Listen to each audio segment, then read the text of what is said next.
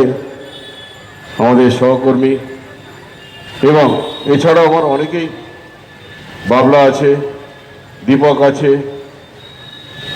আমার সমস্ত সহকর্মীরা, আমি সকলের, শঙ্কর চ্যাটার্জি আছেন সহ আমার সংবাদ মাধ্যমের বন্ধুরা আছেন, প্রতিনিধিরা, এবং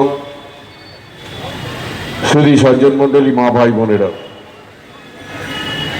আগামীকাল ভারতবর্ষের ৭৫তম স্বাধীনতা দিবস, অর্থাৎ প্লাটিনাম জুবলি ইয়ার। সারা দেশ আগামীকাল সকাল থেকে, আজ থেকে শুরু হয়ে গেছে প্লাটিনাম জুবলি ইয়ার সেলিব্রেশনের প্রস্তুতি। এবং আমরা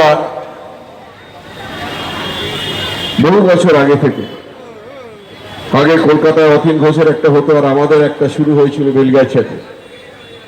বেলগাছিয়া কে রোডে আমরা শুরু করেছিলাম ফ্রিডম অ্যাট মিডনাইট অনুষ্ঠান, অর্থাৎ 1947 সালের 14 আগস্ট ঠিক রাত 12টায় পণ্ডিত জওহরলাল নেহরু তিনি লালকেল্লা ময়দানে ভারতবর্ষের ত্রিবর্ণ রঞ্জিত পতাকা উত্তোলন করে ভারতবর্ষের স্বাধীনতা ঘোষণা করেছিলেন। সেই মুহূর্তটাকে স্মরণ করে আমরা প্রত্যেক বছর হাওড়ার বিভিন্ন প্রান্তে, পরবর্তীকালে কদমতলায় শুরু হয়েছিল তরুণ ব্যানার্জির উদ্যোগে, এবং রাত 12টায় যখন পতাকা উঠত তখন এখানে ঠিক করছে লোক থাকতো। পরবর্তীকালে হাওড়ার বিভিন্ন জায়গায় শুরু হয়েছে। আমরা মন্দিরতলা একটা প্রোগ্রাম করতাম, বড় জাঁকজমকপূর্ণ অনুষ্ঠান, কিন্তু প্যান্ডামিক সিচুয়েশনের জন্য আমরা এটা বন্ধ রেখেছি এখন, এবং অনেক জায়গায় অনুষ্ঠান বন্ধ আছে, কিন্তু এখানে ওরা কন্টিনিউ করছে অনুষ্ঠানটা, বিশেষ করে আরো কিছু প্রোগ্রাম থাকে বলে। তো আমি অবশ্যই অভিনন্দন জানাবো আমাদের সকলের অত্যন্ত শ্রদ্ধেয় স্বপ্না ঘোষাল মহাশয়কে, যিনি তার সুকণ্ঠের মধ্যে দিয়ে সারা ভারতবর্ষের মানুষকে আনন্দ দিয়েছেন, গান শুনিয়েছেন, এবং সেই সঙ্গে আরো অভিনন্দন জানাবো তিনি হাওড়া ছেড়ে চলে যাননি। যারাই হাওড়া থেকে প্রতিষ্ঠিত হয়েছে তারা অনেকেই হাওড়া ছেড়ে চলে গেছেন, কিন্তু স্বপ্নাদি হাওড়া ছেড়ে যাননি। সেই কারণে আরো বিশেষ করে অভিনন্দন জানাবো। হাওড়াকে তিনি মনে রেখেছেন, হাওড়াকে তিনি যিনি নিজের অন্তরে রেখে দিয়েছেন, এবং সেই সঙ্গে আমাদের হাওড়ায় বহু গুণী মানুষের জন্ম হয়েছে।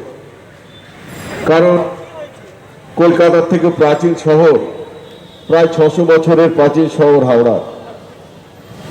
হাওড়ার ইতিহাস যারা পড়েছেন তারা জানেন, হাওড়া এক সময়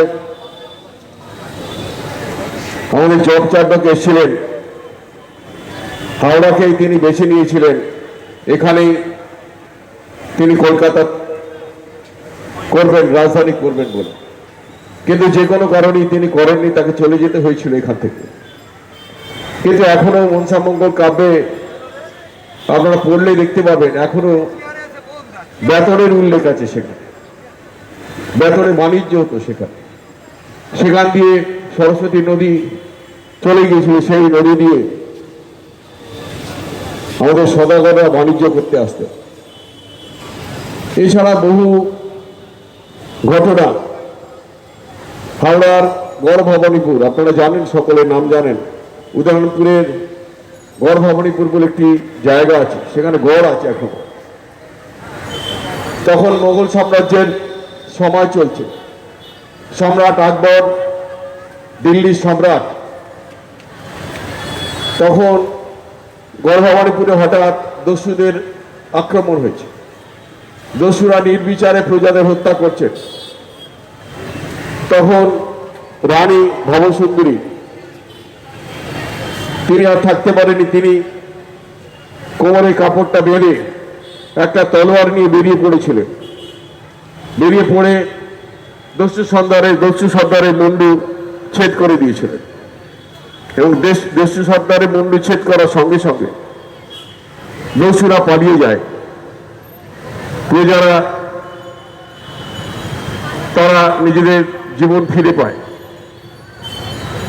এবং সেই সংবাদ পেয়ে তৎকালীন সম্রাট আকবর মানসিংহকে পাঠিয়েছিলেন গর্ভবাণীপুরে এবং তাকে সম্মানিত করা হয়েছিল রানী ভবানী ভবশঙ্করী, রানী ভবানী হিসেবে তার নাম দেওয়া হয়েছিল। সেই পরিবারই আবার জন্মেছেন রায়গুণাকর ভরতচন্দ্র। এটা আমাদের কাছে অত্যন্ত গর্বের। এছাড়াও বহু গুণী মানুষ হাওড়ায় জন্ম হয়েছে। আমাদের একটা ক্ষোভ ছিল যে গঙ্গার একটা ফারাক হাওড়ার কলকাতার মাঝখান দিয়ে গঙ্গা বয়ে গেছে, ওপারটায় কলকাতা এপারটায় হাওড়া। কলকাতার মানুষেরা যে কদর পেত, কলকাতার শিল্পীরা যে কদর পেত, হাওড়ার শিল্পীরা সেই কদর পেত না। তার মধ্যে কেউ কেউ যাদের প্রতিভাকে চাপা দিয়ে রাখা যায়নি, তারা পৌঁছে গেছিলেন হাওড়ার গঙ্গা পেরিয়ে, বাংলার সীমানা পেরিয়ে ভারতবর্ষের বিভিন্ন প্রান্তে। তার মধ্যে অন্যতম আমাদের স্বপ্না ঘোষাল মহাশয়া। এখানে সনদ সিংহ, আপনাদের তার গান শুনেছেন, সনদ সিংহ বালিতে তিনি থাকতেন, তার বিখ্যাত গান ছোটদের। এবং এছাড়াও পন্নালাল ভট্টাচার্য, ধনঞ্জয় ভট্টাচার্য, এরাও হাওড়াতে ছিলেন। এরা বহু মানুষই, গুণী মানুষের, অনেক সময় লাগবে বলতে গেলে, আমি বেশি সময় নেব না। অনেক গুণী মানুষের জন্ম হয়েছিল হাওড়ায়। সেই সমস্ত গুণী মানুষদের শ্রদ্ধা জানাই এবং আজকের এই অনুষ্ঠান সাফল্যমণ্ডিত হোক এই কামনা করি। আমি অবশ্যই আয়োজকদের, আমরা হাওড়া, তারা তাদের আমার প্রত্যেককে আমার আন্তরিক অভিনন্দন জানিয়ে, সকলের জন্য আমার অনেক অনেক শুভকামনা জানিয়ে,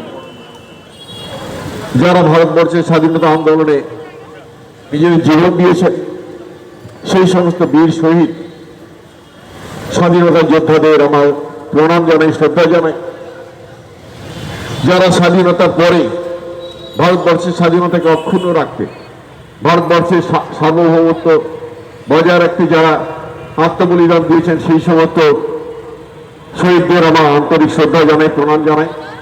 এবং সেই সঙ্গে যারা সীমান্তে আমাদের দেশকে সুরক্ষিত রাখতে, দেশের মানুষকে সুরক্ষিত রাখতে যারা অত্যন্ত প্রহরীর মতো পাহারা দিচ্ছেন, সেই সমস্ত আমাদের সৈন্য বাহিনীর ভাইরা,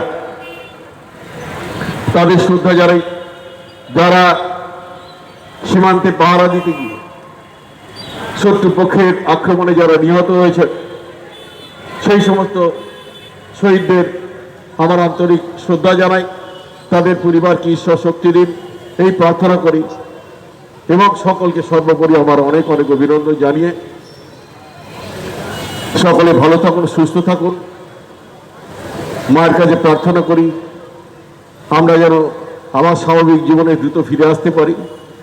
সকলকে আমার অনেক অনেক শুভেচ্ছা, শুভকামনা জানিয়ে আমার কথা শেষ করলাম। জয় হিন্দ, বন্দে মাতরম, জয় বাংলা।